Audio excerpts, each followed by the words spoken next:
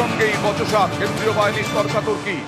সুজাতা যেতে চেয়েছিলেন বুথে, কিন্তু কেন্দ্রীয় বাহিনীর জওয়ান আটকেছেন। अरे वो भी वो लोग क्या कि यहाँ पे कोई गंदगी करने के लिए आए हैं। मैडम प्लीज प्लीज रिक्वेस्ट है आपसे, एक रिक्वेस्ट है, लेकिन वो तो वही ना मैडम बोल रहे हैं अंदर जाने के लिए नहीं। सुनिए, ये लोग मेरे साथ पूरा दिन घूम रहे हैं, सब बूथ में गया, बूथ के अंदर मतलब वो जो रूम में वोट ले रहे हैं उस रूम के अंदर ये लोग घुस नहीं पाएंगे।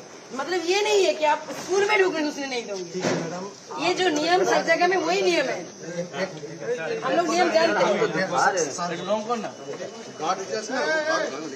नहीं गार्ड नहीं आ रहा है, इससे ये मीडिया से बात है। मेरा गार्ड কথা বলবো প্রতিনিধি সোমরাজের সঙ্গে। সোমরাজ, তোমাদের নিয়েই কি সমস্যা হয়েছিল?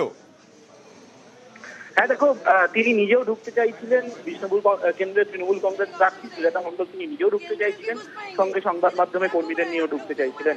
এবং তখনই কেন্দ্রীয় বাহিনীর সঙ্গে তার বচসা শুরু হয়। তার কারণ কেন্দ্রীয় বাহিনীর তরফে বলা হয় যে না, কাউকে ঢুকতে দেওয়া হবে না। প্রথমে বলা হয় কেন্দ্রীয় বাহিনীর তরফে কাউকে ঢুকতে দেওয়া হবে না, এবং তখনই সুজাতা মণ্ডলের তরফে বলা হয় যে তিনি নির্বাচন কমিশনের নিয়ম জানেন এবং নির্বাচন কমিশনের গাইডলাইন মেনেই তিনি ঢুকছেন, এবং সঙ্গে সংবাদ মাধ্যমের কর্মীরাও ঢুকবেন।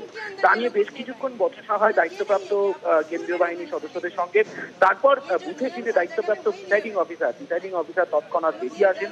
প্রিসাইডিং অফিসার এসে গোটা বিষয়টির মধ্যস্থতা করেন এবং প্রিসাইডিং অফিসার বলেন যে যেমন প্রার্থীর ঢোকার অধিকার রয়েছে বুথের ভেতরে, তেমনি সংবাদ মাধ্যমের কর্মীরাও ঢুকতে পারবেন বুথের ভেতরে। এবং তারপরেই কেন্দ্রীয় বাহিনীর সদস্যরা বিষ্ণুপুর কেন্দ্রের তৃণমূল কংগ্রেস প্রার্থী সুজাতা মণ্ডলকে ঢুকতে দেন, সঙ্গে সংবাদ মাধ্যমের কর্মীদের ঢুকতে দেন। মূলত তাকে এবং সংবাদ মাধ্যমের কর্মীদের ঢোকা নিয়েই বচসা শুরু হয় সুজাতা মণ্ডলের সঙ্গে কেন্দ্রীয় বাহিনী, এবং শেষমেশ প্রিসাইডিং অফিসারের মধ্যস্থতায় গোটা সমস্যার সমাধান হয়। ধন্যবাদ।